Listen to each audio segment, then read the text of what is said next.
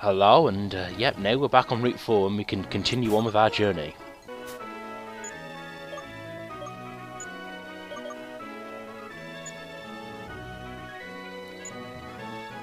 Yeah, you see what I'm trying to do here is register Repel as an instant item, but I just can't do it. You can only do it with key items apparently. And as you can see, Sharenne is waiting for us there. And again, like I mentioned in the previous parts, they do surprise you with these character battles quite a lot. In fact, in fact, we have like two in a row right after each other. And honestly, I have to think: do we really need that many, or do we need it that frequently? But then again, this is Pokemon. You know, I can't really complain about them bringing in lots of battles.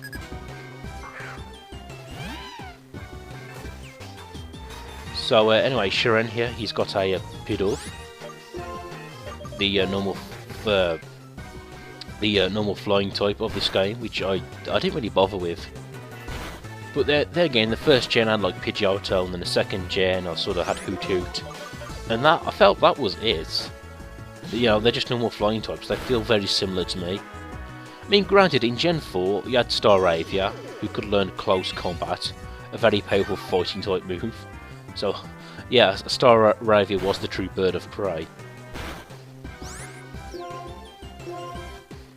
And really, this Pidove is giving me more trouble than it really should.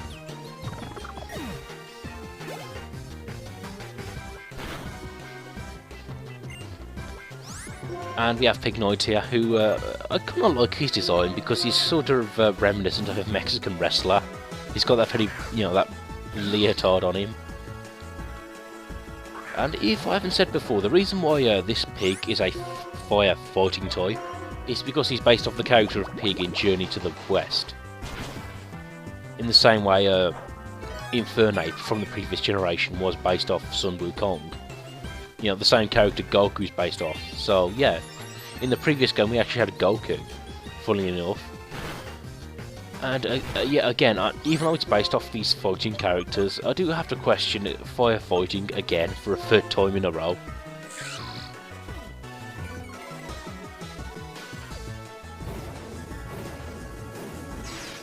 Now, Flame Charge here, interesting move. Not that powerful, but yeah, raises his speed. So, use that a couple times in a row and you're pretty much going first every time. Now, at this point, I'm sort of playing it as a sort of stalemate. Like, I'm using Growl to lower his attack, and also use Aqua Ring to heal myself. I guess at this point, I'm sort of experimenting with Brooker's tank ability factor. How good would he be as a tank? And it actually turns out in his final form, he is pretty good as a tank. Oh, Sharenne, I'm just toying with you now. But anyway, I do really like Pignoid's final form. He looks like a really evil pig. In fact, you could have called it like a Emboar Ganonpork, and that would be a really cool and effective nickname for him.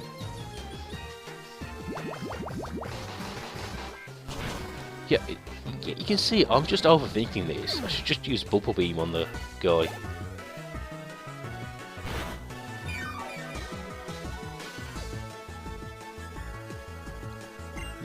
And I think something else I was experimenting with was using Aqua Ring to counteract the effects of Sandstorm. Because as you can see, that's slowly chipping away both of our health. Yeah, and I must say that all that buffering I did, that's kind of a waste, because once you switch out to Pokemon, they lose stat changes and effects, so... Quick Claw, again, a very useful item.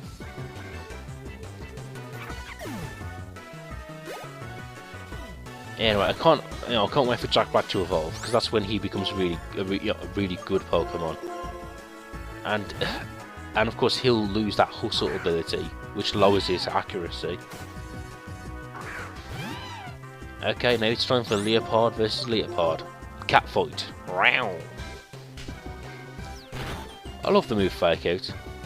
I mean, granted, as Pokemon become more powerful throughout the game, it becomes less useful, but yeah, it's always useful to get a free hit in there.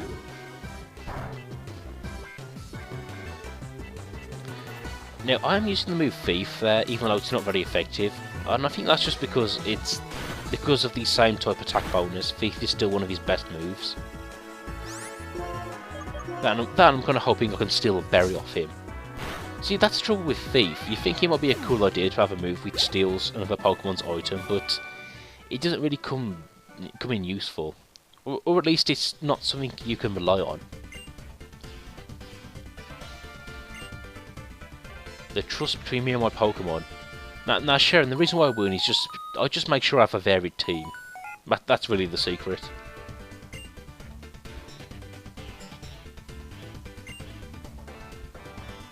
Make no attempt to adjust your screen. We control the horizontal and the vertical. Oh, this is like an anime version of the Brady Bunch. This is the story of a lovely trainer who picked up a Pokemon one day.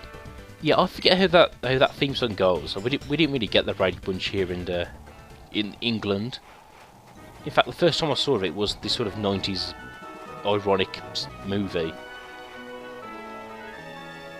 Now, something they introduced in the next game, Black and White 2, was an option of where, well, once you ran out of Repel, it asks you if you want to use another one instantly. And it took you like how many games into the series to introduce that? But anyway, here I have an experiment with some of the TMs here. Yeah, you see, I think with the move Retaliate, I think that would be really useful to learn, but unfortunately no one here can learn it.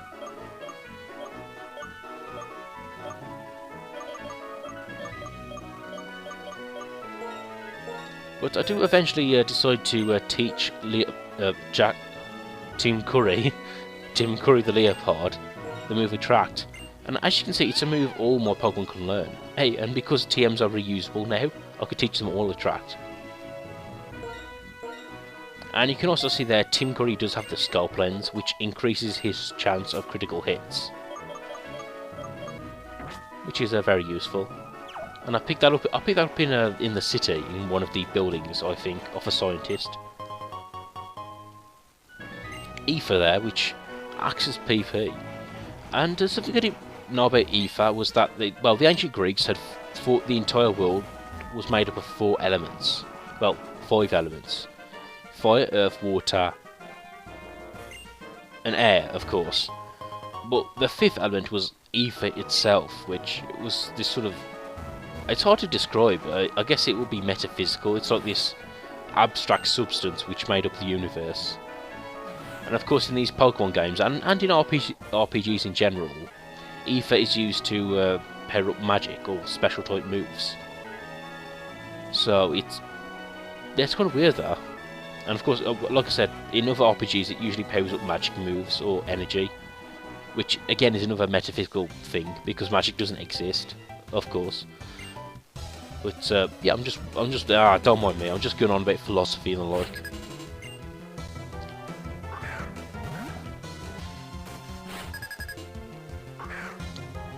Anyway, here we have Roggenrola. Of course, since he's a rock type, he'll, the sandstorm will work in his advantage.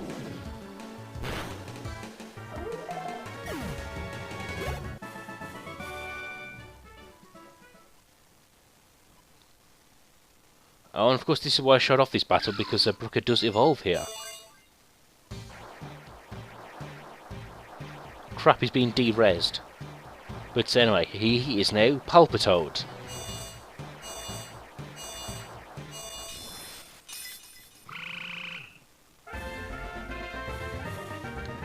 Palpitoad, a much needed upgrade of Time Pole. And he's now a water ground type, which will be very useful against any electric type users we may encounter. And the thing is with water ground type, I would say it is a good combo because they only have one weakness. Now granted that weakness is is 4 times against them grass types. But I found with grass type moves is they usually come from grass type Pokemon. So so his weakness against grass is somewhat manageable. Anyway, we get Dig there, a very useful TM. It's a good ground type move, and it also can help you get out of dungeons quickly as well. You know, and I keep checking trash cans because I know there's an item in one of these somewhere. But anyway, we're done with the route for now, and we'll be heading on to the desert resort.